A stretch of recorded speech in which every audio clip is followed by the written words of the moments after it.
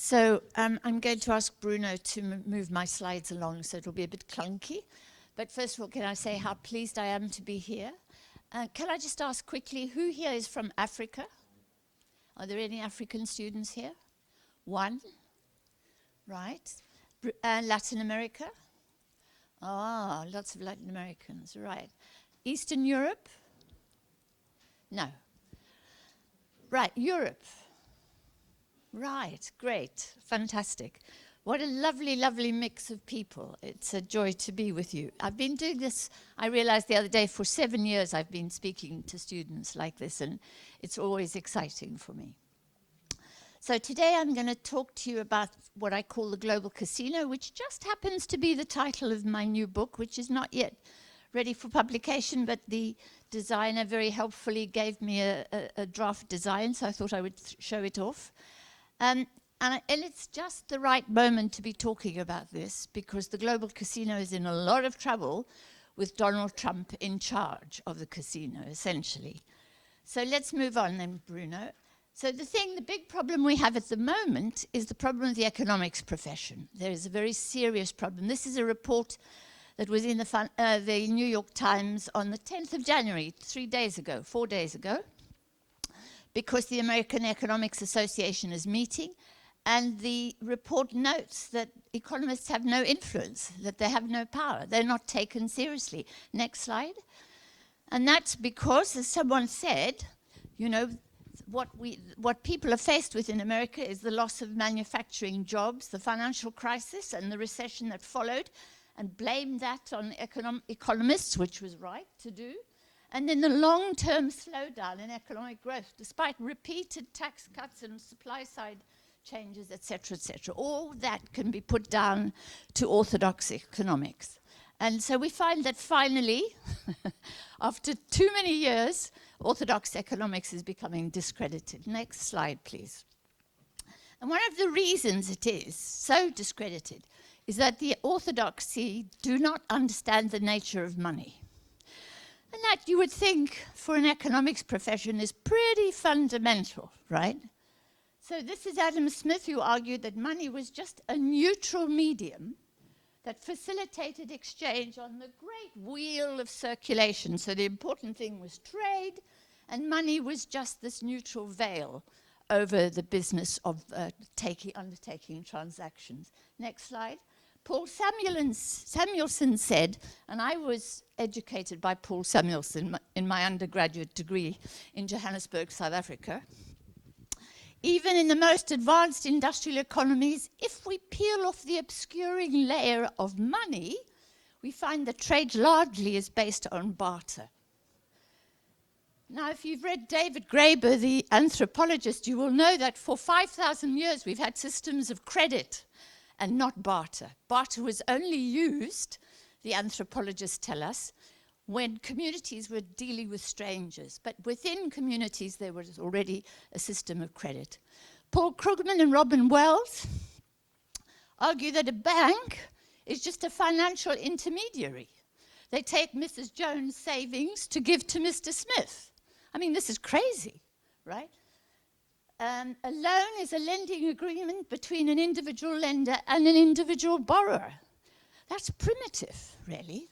Paul Krugman has a platform on the New York Times. He's one of the most influential economists, right? So this is a really big problem for us, that economists don't understand money. But when they think about money, they think about it, money as a commodity, as a thing. And you all know about crypto. Crypto is supposedly money. But anyway, next slide. So money is everywhere, politically, socially, and economically charged. Even while orthodox economists pretend that money and the monetary system are neutral. They're not neutral. They are money is political. Political is power. Money is about power. Who has it? Who doesn't have it? How does it get distributed? How does it get created? That involves political power. And we mustn't kid ourselves, but orthodox economists like to pretend that it's neutral. Next slide. So money is credit, and credit is money, and it has been for 5,000 years. Thank God. Thank God, because it means that we can make credit almost ad infinitum, right? It's the capacity of human beings to undertake social relationships, the promise to pay, and then the limitations are, can they pay?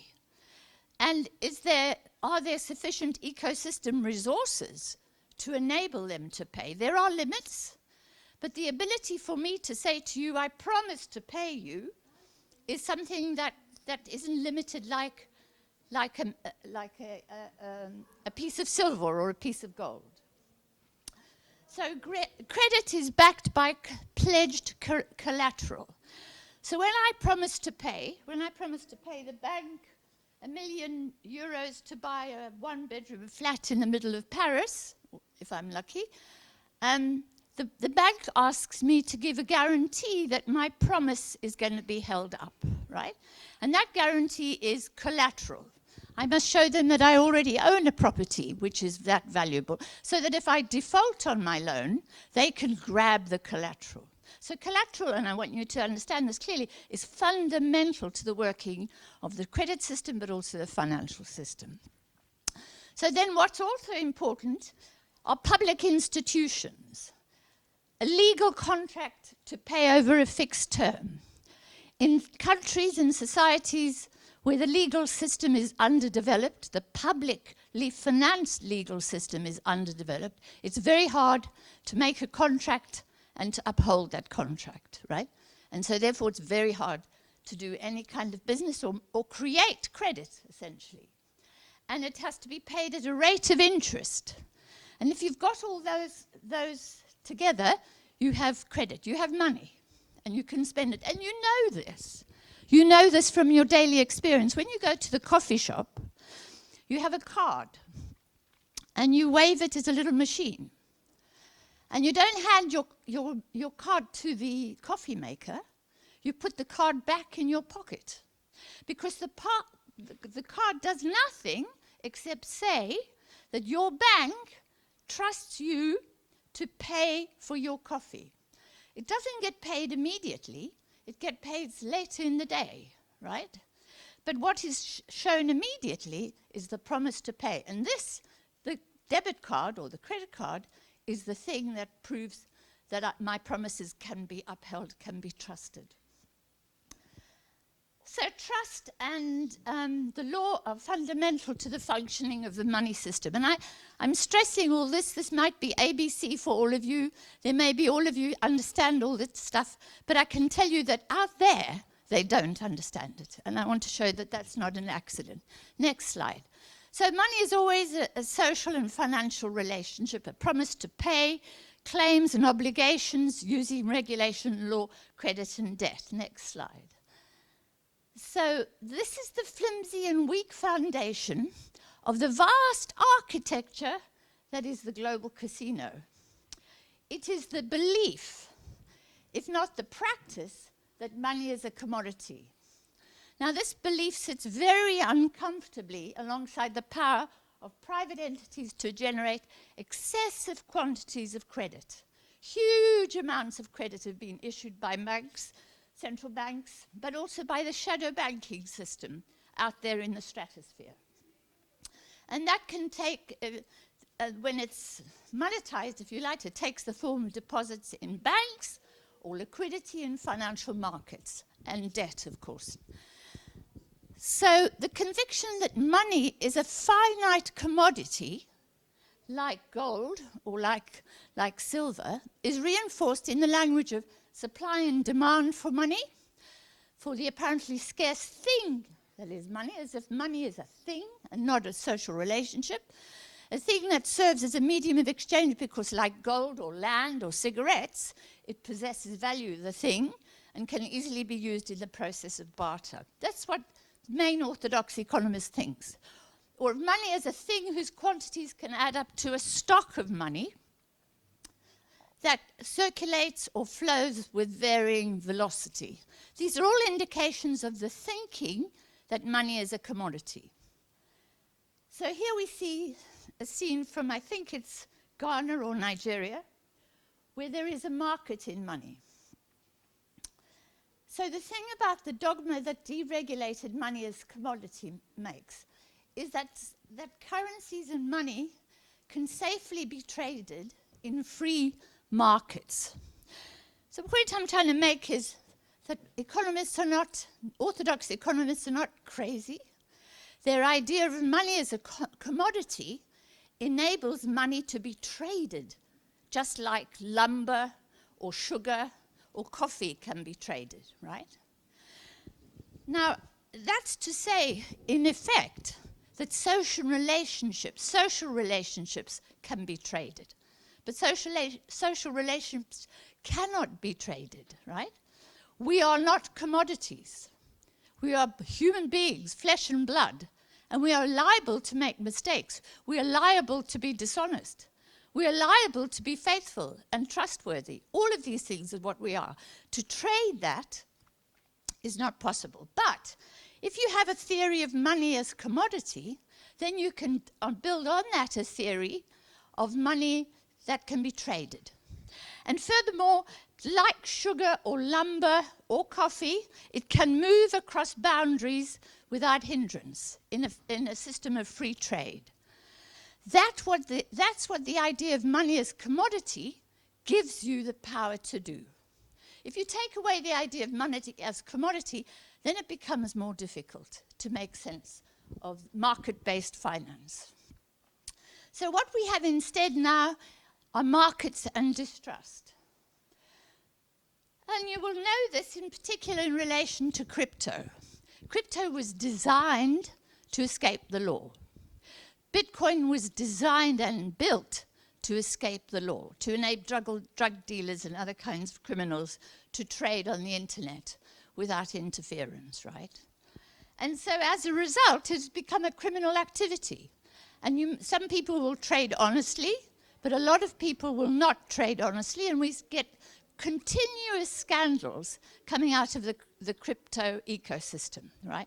And that's logical, because it escapes the law. It escapes the law of contract, it escapes the trust and the obligations associated with money creation, with credit creation. So global markets for money, and the market for money is now a globalized market. It operates, I like to call it the stratosphere, but in order to give it a sense of there's a place, that's why I call it casino. Otherwise you think it's just some nebulous thing going on beyond the boundaries, right? It's not. It literally is a system that operates without government regulation, without government oversight, beyond the borders. So, but they are the antithesis of the logic and values underpinning the relationship of trust. And they are therefore, like commodities, they're characterized by deregulation, distrust, and above all, speculation. In other words, irresponsibility. So that's why we have periodic financial crises, that we have high levels of, massively high levels of debt, etc., etc. So Wall Street, and I like to encapsulate the financial system as Wall Street, because that's where basically most of the big financial institutions are based. So the global economy is now effectively governed by those active in private global markets in money. It's not managed by democratic governments or the IMF. And we see this in the independence of central bankers. They are obliged to be independent according to the orthodoxy, because that enables them to detach themselves and allow the market to decide the value of a currency, to allow the market to decide the yields on government bonds, to allow the market to decide how much capital should cross borders and where it should go, right?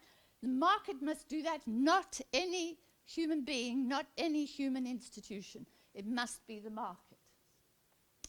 So those operating in money markets, asset managers like BlackRock, hedge funds, private equity companies, have migrated away from national boundaries and democratic oversight. They occupy a space which a famous economist called, Macaulay called the shadow banking system, but that annoys the authorities a great deal, and they call it the non-bank financial intermediary sector. non-bank financial intermediary. The point about an NBFI is that it is beyond regulation, if you like. And that's the shadow banking sector. And here there is an institution called the Financial Stability Board that was set up by Gordon Brown in 2009 and other world leaders after the great financial crisis. And their job was to monitor the system, not regulate it, not manage it, not go near it, just monitor it, right? And so they've been monitoring.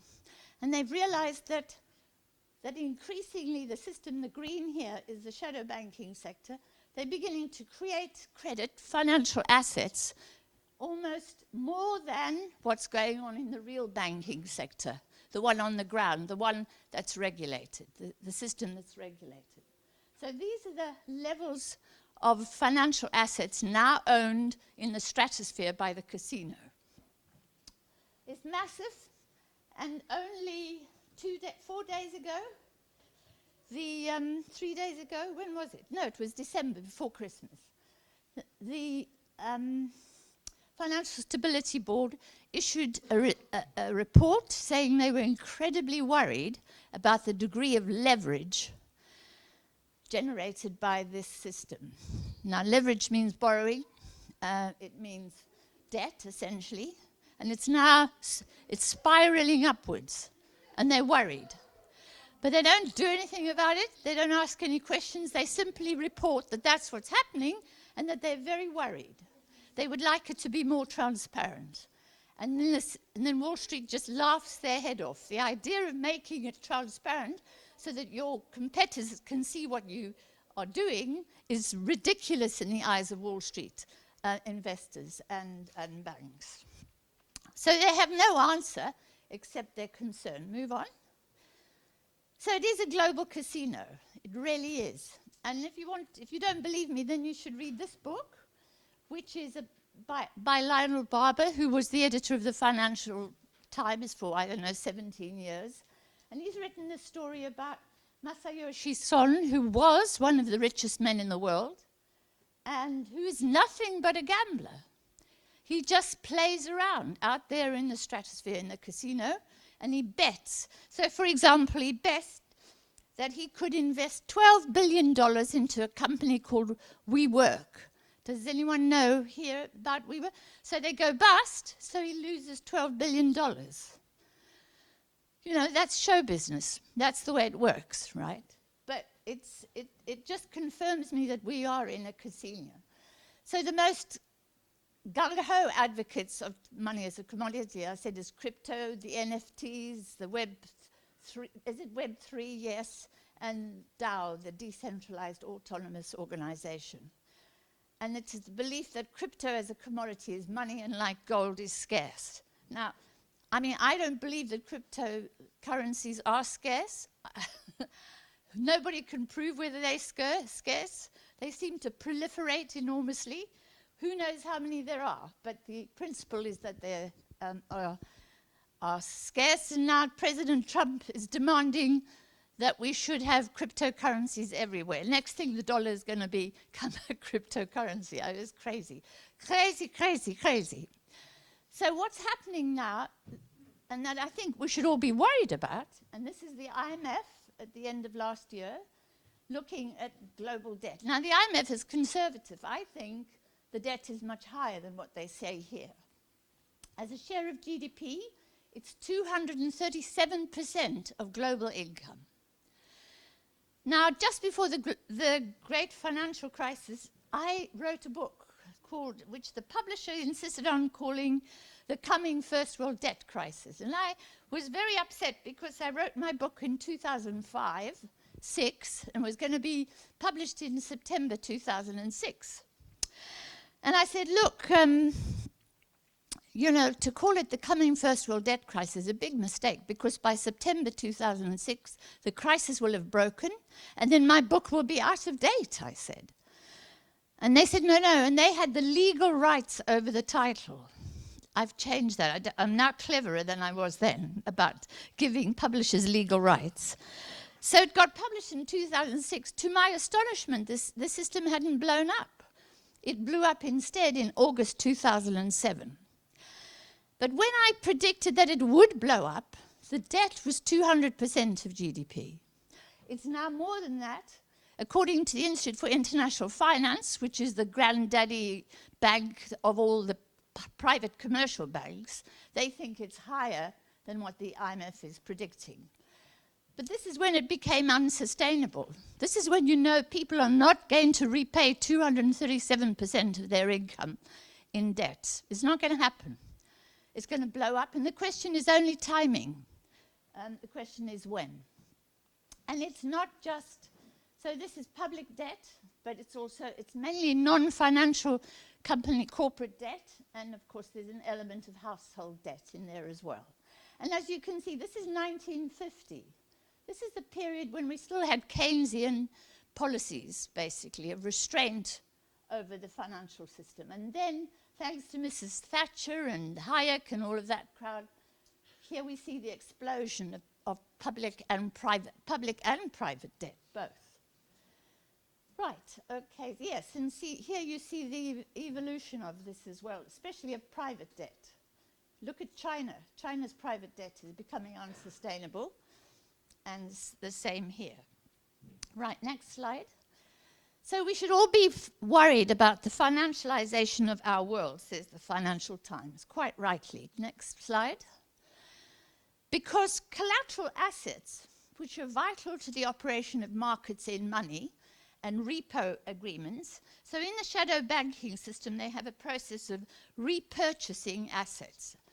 So it's basically a form of barter. What will happen is here, I own US Treasuries worth $1 million, but I'd like to borrow $1.5 million.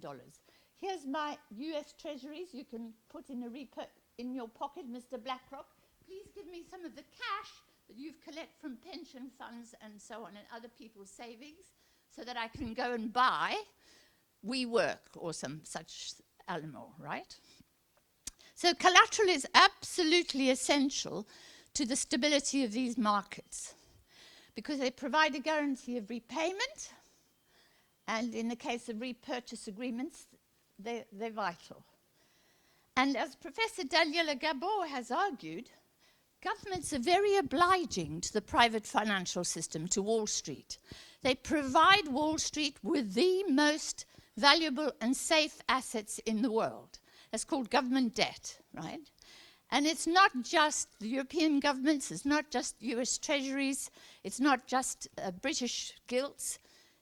All countries are issuing, Brazil, all countries are issuing public debt, and that is a safe asset. There's very few countries, maybe Venezuela is the exception. Russia might be an exception, but Russia's actually honoring her obligations.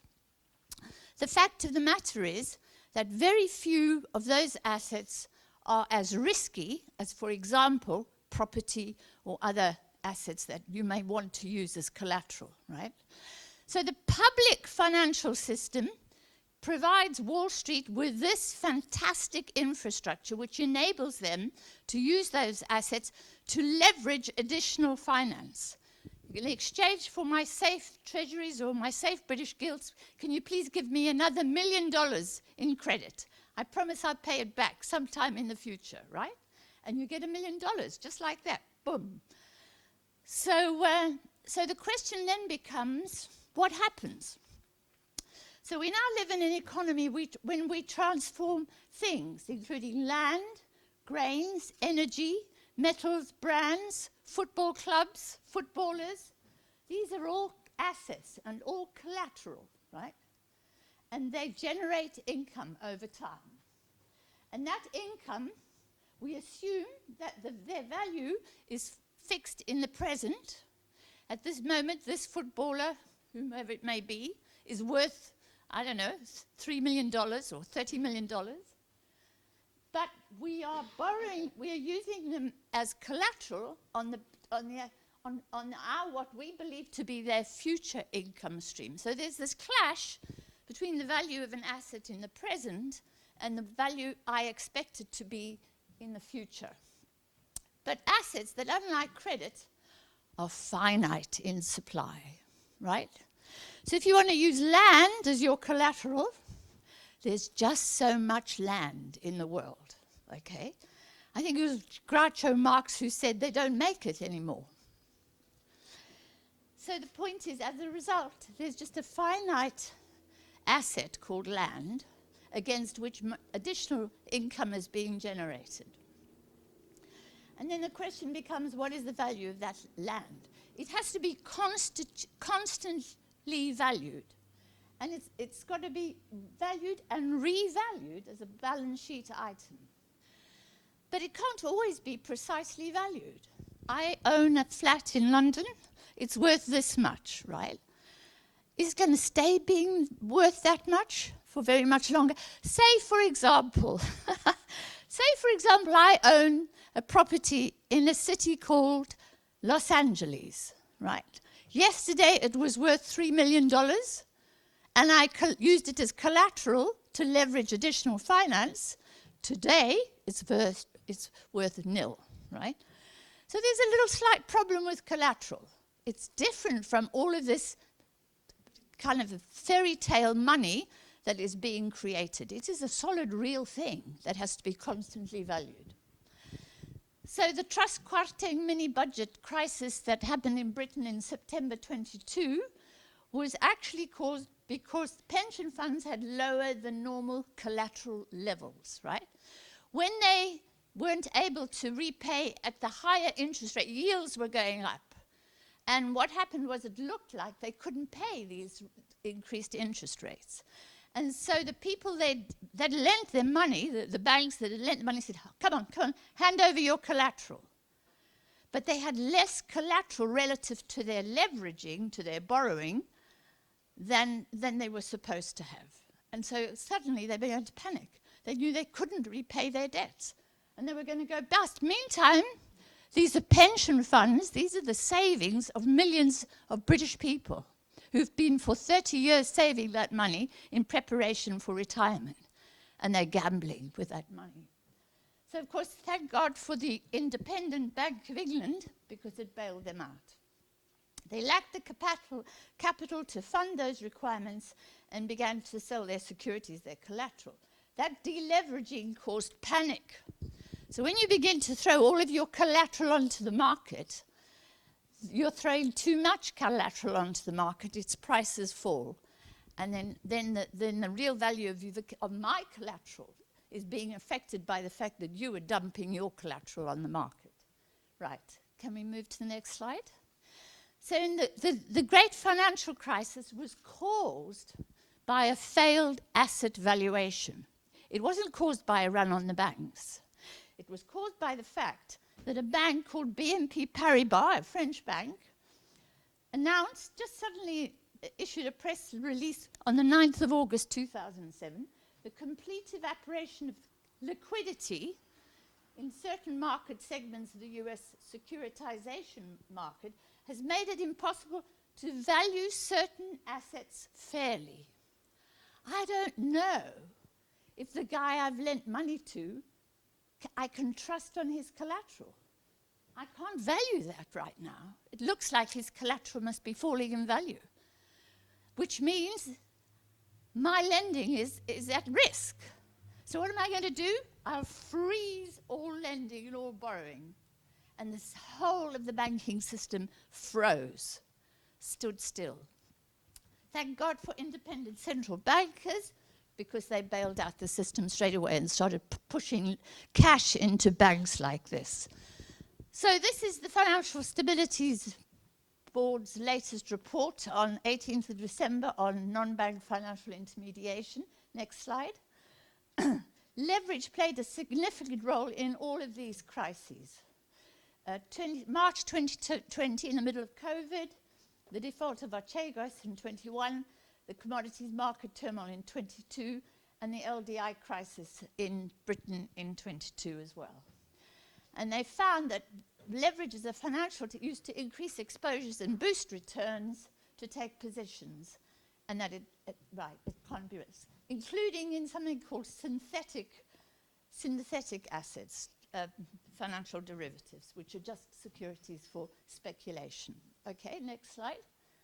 I think we're coming to the end, aren't we, Bruno? Next one. So, finally, my final point is that despite the fact that the central banks have to be independent, despite the fact that the public sector is held with such contempt by the private sector, the state has become the bailout state. That's how we know it. Next one. So it de-risks what we find now. For example, take BlackRock. BlackRock 3 years ago, 5 years ago, 4 years ago, wrote this huge piece in the Financial Times about how they were going to pursue the green transition and they were going to invest in the green transition. And then yesterday they announced that they changed their minds and they weren't going to do that. And now what they're saying is, yes, if we do invest in the green transition, we want taxpayers, we want the state to guarantee our losses. We don't want to make any losses.